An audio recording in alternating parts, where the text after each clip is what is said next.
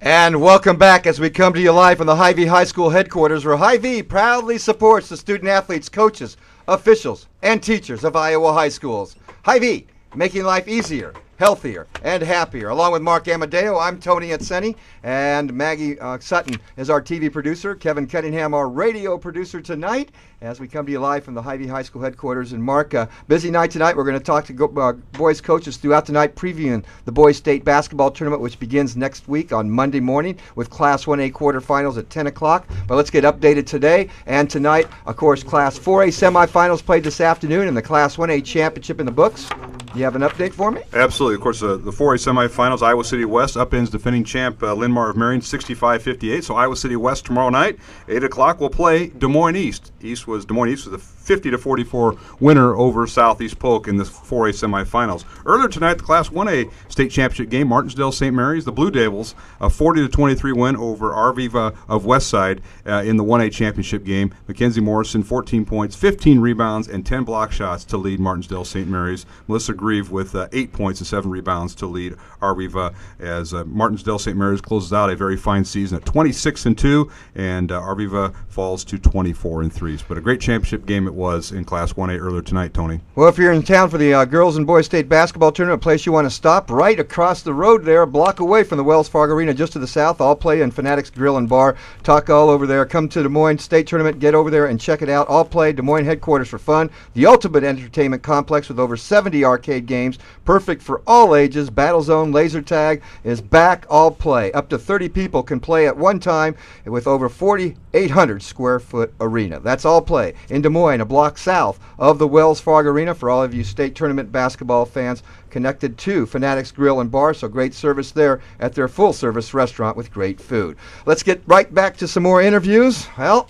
let's see. Jake Wenig. That name sound familiar, Mark? It sure does. Danville Bears. That name sound familiar, Mark? Absolutely. Half-court shot. Well, they're back. And the head coach himself for the Danville Bears is Ken Lafoon, and he joins us right now as they get set for Class 1A state tournament action beginning on Monday. They'll take on Boyd and Hull. Boy, talk about tradition. Boyd and Hull there, and Danville with two appearances and 2 state titles. Coach Lafoon, congratulations at another boys state basketball tournament appearance.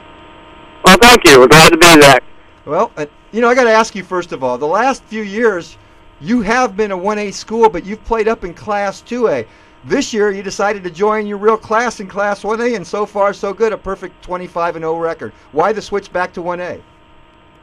Well, we had some logistical problems. We forgot to get all the paperwork filed in accordance, and if you don't have them filed by a certain date, then they put you back where you're supposed to be. So, we talked about it. There was an appeals process, and we just said, oh, well, we'll just stay where we're at this year. So it just kind of worked out. That makes it all easy, Coach, as Danville takes on Boyd and Hull, the number 1 seed Danville at 25-0, Boyd and Hull at 17-8, Monday at 12:15, Class 1A at Wells Fargo Arena in the state tournament. But, Coach, let's talk about your season. Undefeated, as Tony mentioned, at 25-0. You're led by a couple sophomores in double-figure scoring, a couple juniors and a senior in your starting lineup, but 2 sophomores leading the way. Talk about them. They're just really good players, Mike and Steven Sukup, and they're one of those kids that you love to coach because they love basketball.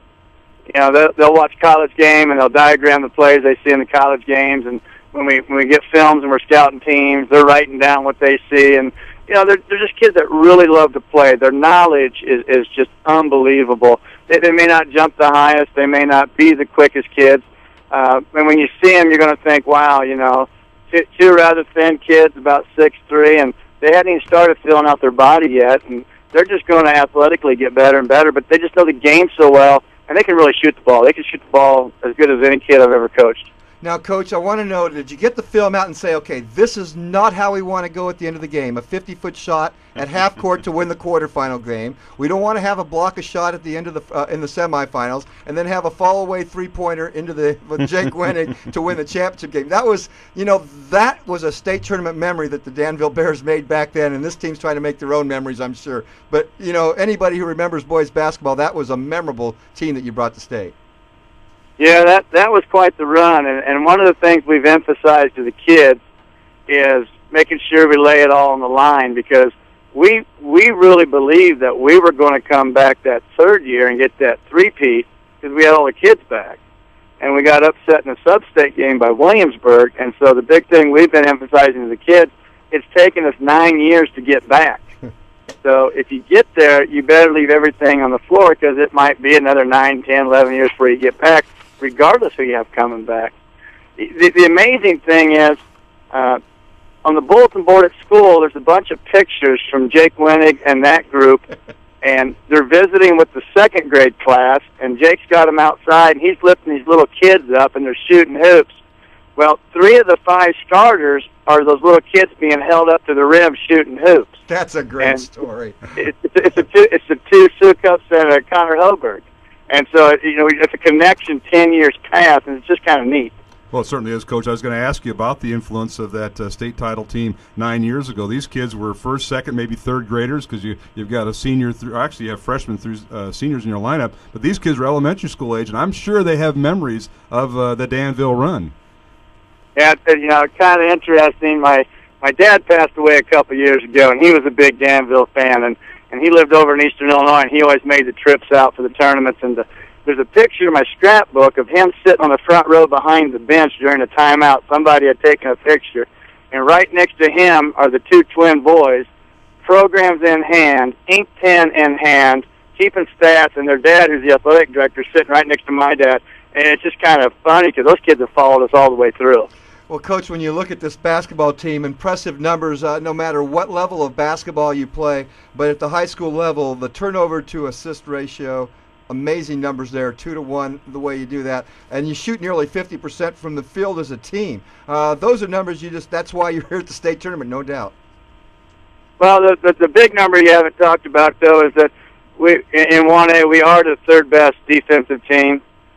We are the number 1 team in all the state scoring margin, and that's because of our defense. We just defend. These kids love to defend, and once we get the ball, we're going to run right into your living room with it. We're going to score on you. And that's what they do. They just create everything with their defense, and that's what we're going to do against Boyden Hall. We're going to come out and bring defense, and Boyden Hall, don't be deceived by their 17-8 record. No. They're really good. Yeah. They played the third strongest schedule in 1A this year. We're not overlooking them at all. We told our kids, if we play well, we'll win. If we don't, we probably will not. So there's a lot of pressure on us to go out and perform. But the good thing for us, though, is everything starts with our defense. So whether we're missing shots early or not, if we can keep Boyden Hall close, our offense eventually will kick in like it did against Keota in the sub-state game.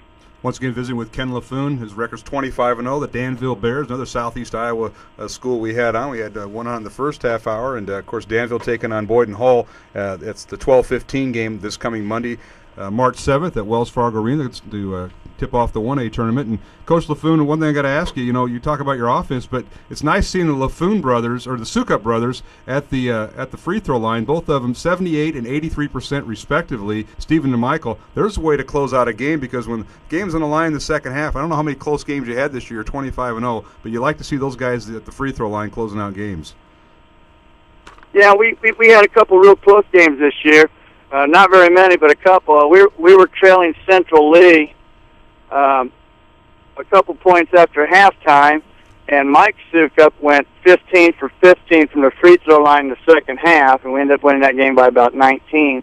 And up at IMS, when we upset IMS, Mike had 6 of 6 from the line, and Steve was 4 for 5. Mike had a streak this year of 37 consecutive in-game free throws makes. So, yeah, if it gets late in the game, I have every confidence in the world that those 2 kids, and we'll make sure they get the ball in their hands. Don't make those free throws. There's no doubt about it. If it's close at the end, I think we got a great advantage. Hey, Coach Lafoon, one final question out of me. Talk about your conference. Obviously, you're in Southeast Iowa and you're 1A school, but talk about the competition you play. Obviously, you ran the table this year during the regular season and in the sub-state and districts, but let's talk a little about your neck of the woods. Well, we got some. We're in the Southeast Iowa Super Conference, and it's a conference of 20 teams, which is divided into a North and South division. The North division, of course, is IMS's territory, and we're down south. Our regulars conference, we play Central Lee, who played a district final game against Iowa City Regina and lost by 2. They ended up winning 16-17 games. Holy Trinity out of Fort Madison, they made the sub-state game last year, losing to Linville Sully. They had a lot of kids back. They were pretty strong. They They won 17, 18 games. Notre Dame, Burlington, another strong year out of them. They were at state a couple years in a row, just a couple years ago. They went 19-6, and we ended up having to beat them 3 times. The conference is top-heavy. The bottom teams haven't fared quite so well. But the top of the conference, gets overlooked. Those teams are pretty good. And we won at Holy Trinity in Fort Madison this year for the first time in 8 years.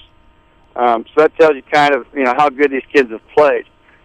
We just got on a roll early in the year. We had a close game against Notre Dame at Notre Dame, the 3rd game of the year, where we were trailing by 1 with 40 seconds to go, and we forced a turnover and got a layup 3-point play to end up winning that by 4. So we've had the competition. The unique thing about our conference is we play a crossover game, which means the South Division number 1 team plays the North Division number 1 team, and then the 2 team plays 2 all the way down. So we have an overall conference championship. So we had to go on the road and play IMS the Friday before district started. And they're I don't know how big that gym or how much it holds, but it's just unbelievable. And Dwight and I are pretty good friends, pretty good coaching friends, and it was just a huge game. We were down 13 early and made a run to get back, and that's just kind of how our season went. But everybody looks at us as, well, your competition's not very good. It's actually pretty good down here, and we just have kind of an exceptional team this year.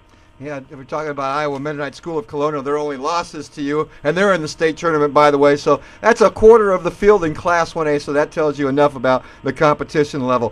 Coach Lafoon, we appreciate you coming on this championship Friday night. We wish you the best of luck in your state tournament run. Again, Danville Bears, 12:15 on Monday afternoon. They'll take on the Comets of Boyden Hull. Undefeated Danville Bears. Coach, congratulations, best of luck, and best of health during the state tournament run. Hey, I appreciate you letting me talk about my kids. Thank you, guys. You bet. Good luck, Coach.